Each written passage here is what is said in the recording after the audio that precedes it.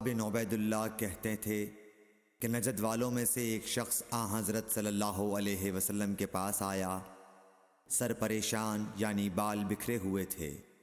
ہم اس کی آواز کی بن بناہٹ سنتے تھے اور ہم سمجھ نہیں پا رہے تھے کہ وہ کیا کہہ رہا ہے، یہاں تک کہ وہ نزدیک آن پہنچا جب معلوم ہوا کہ وہ اسلام کے بارے میں پوچھ رہا ہے۔ حضرت صلی اللہ علیہ وسلم نے فرمایا کہ اسلام دن رات میں 5 نمازیں پڑھنا ہے۔ اس نے کہا بس اس کے سوا تو اور کوئی نماز مجھ پر نہیں۔ آپ نے فرمایا نہیں مگر تو نفل پڑھے تو اور بات ہے۔ حضرت صلی اللہ علیہ وسلم نے فرمایا اور رمضان کے روزے رکھنا۔ اس نے کہا اور تو کوئی روزہ مجھ پر نہیں ہے۔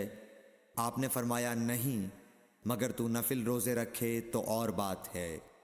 طلحہ نے کہا اور حضرت صلی اللہ علیہ وسلم نے اس زکوٰۃ کا بیان کیا۔ وہ کہنے لگا کہ بس اور کوئی صدقہ مجھ پر نہیں ہے۔ آپ نے فرمایا نہیں مگر یہ کہ تو نفل صدقہ دے تو اور بات ہے۔ پھر وہ شخص پیٹھ موڑ کر چلا گیا، یوں کہتا جاتا تھا قسم خدا کی میں نہ اس سے بڑھاؤں گا نہ گھٹاؤں گا۔ حضرت صلی اللہ علیہ وسلم نے فرمایا اگر یہ سچا ہے تو اپنی مراد کو پہنچ گیا۔ صحیح بخاری حدیث نمبر 46۔ حضرت صلی اللہ علیہ وسلم نے فرمایا جو کوئی ایمان رکھ کر اور ثواب کی نیت سے کسی مسلمان کے جنازے کے ساتھ جائے اور نماز اور دفن سے فراغت ہونے تک اس کے ساتھ رہے تو وہ 2 قیرات ثواب لے کر لوٹے گا۔ ہر قیرات اتنا بڑا ہوگا جیسے احد کا پہاڑ۔ اور جو شخص جنازے پر نماز پڑھ کر دفن سے پہلے لوٹ جائے تو وہ 1 قیرات ثواب لے کر لوٹے گا۔ صحیح بخاری حدیث نمبر 47۔ حضرت صلی اللہ علیہ وسلم نے فرمایا کہ مسلمان کو گالی دینے سے آدمی فاسق ہو جاتا ہے اور مسلمان سے لڑنا کفر ہے۔ صحیح بخاری حدیث نمبر 48۔ حضرت صلی اللہ علیہ وسلم اپنے حجرے سے نکلے، لوگوں کو شب قدر بتانا چاہتے تھے وہ کون سی رات ہے۔ اتنے میں 2 مسلمان آپس میں لڑ پڑے۔ آپ صلی اللہ علیہ وسلم نے فرمایا میں تو اس لیے باہر نکلا تھا کہ تم کو شب قدر بتلاؤں، اور فلاں فلاں آدمی لڑ پڑے تو وہ میرے دل سے اٹھا لی گئی، اور شاید اسی میں کچھ تمہاری بہتری ہو۔ تو اب ایسا کرو کہ شب قدر کو رمضان کی 27ویں، 29ویں اور 25ویں رات میں ڈھونڈا کرو۔ صحیح بخاری حدیث نمبر 49۔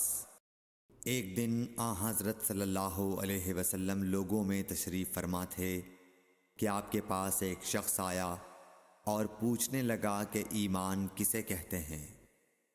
آپ صلی اللہ علیہ وسلم نے فرمایا کہ ایمان یہ ہے کہ تم اللہ پاک کے وجود اور اس کی وحدانیت پر ایمان لاؤ، اور اس کے فرشتوں کے وجود پر، اور اس اللہ کی ملاقات کے برحق ہونے پر، اور اس کے رسولوں کے برحق ہونے پر، اور مرنے کے بعد دوبارہ اٹھنے پر ایمان لاؤ۔ پھر اس نے پوچھا کہ اسلام کیا ہے؟ آپ صلی اللہ علیہ وسلم نے پھر جواب دیا کہ اسلام یہ ہے کہ تم خالص اللہ کی عبادت کرو اور اس کے ساتھ کسی کو شریک نہ بناؤ، اور نماز قائم کرو، اور زکوٰۃ فرض ادا کرو، اور رمضان کے روزے رکھو۔ پھر اس نے احسان کے متعلق پوچھا۔ آپ صلی اللہ علیہ وسلم نے فرمایا احسان یہ ہے کہ تم اللہ کی عبادت اس طرح کرو گویا تم اسے دیکھ رہے ہو۔ اگر یہ درجہ نہ حاصل ہو تو پھر یہ تو سمجھو کہ وہ تم کو دیکھ رہا ہے۔ پھر اس نے پوچھا کہ قیامت کب آئے گی؟ آپ صلی اللہ علیہ وسلم نے فرمایا کہ اس کے بارے میں جواب دینے والا پوچھنے والے سے کچھ زیادہ نہیں جانتا، البتہ میں تمہیں اس کی نشانیاں بتلا سکتا ہوں۔ وہ یہ ہیں کہ جب لونڈی اپنے آقا کو جنے گی، اور جب سیاہ اونٹوں کے چرانے والے دیہاتی لوگ ترقی کرتے کرتے مکانات کی تعمیر میں ایک دوسرے سے بازی لے جانے کی کوشش کریں گے، یاد رکھو قیامت کا علم ان 5 چیزوں میں ہے جن کو اللہ کے سوا کوئی نہیں جانتا۔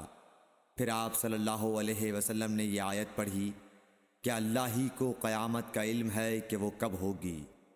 پھر وہ پوچھنے والا پیٹھ پھیر کر جانے لگا۔ آپ نے فرمایا کہ اسے واپس بلا کر لاؤ۔ لوگ دوڑ پڑے مگر وہ کہیں نظر نہیں آیا۔ آپ صلی اللہ علیہ وسلم نے فرمایا کہ یہ جبرائیل علیہ السلام تھے جو لوگوں کو ان کا دین سکھانے آئے تھے۔ صحیح بخاری حدیث نمبر 50۔ ہرقل شاہ روم نے ابو سفیان سے کہا، میں نے تم سے پوچھا تھا کہ اس رسول کے ماننے والے بڑھ رہے ہیں یا گھٹ رہے ہیں؟ تو نے جواب میں بتلایا کہ وہ بڑھ رہے ہیں۔ ٹھیک ہے، ایمان کا یہی حال رہتا ہے یہاں تک کہ وہ پورا ہو جائے۔ اور میں نے تجھ سے پوچھا تھا کہ کوئی اس کے دین میں آ کر پھر اس کو برا جان کر پھر جاتا ہے؟ تو نے کہا نہیں۔ اور ایمان کا یہی حال ہے، جب اس کی خوشی دل میں سما جاتی ہے تو پھر اس کو کوئی برا نہیں سمجھ سکتا۔ صحیح بخاری حدیث نمبر 51۔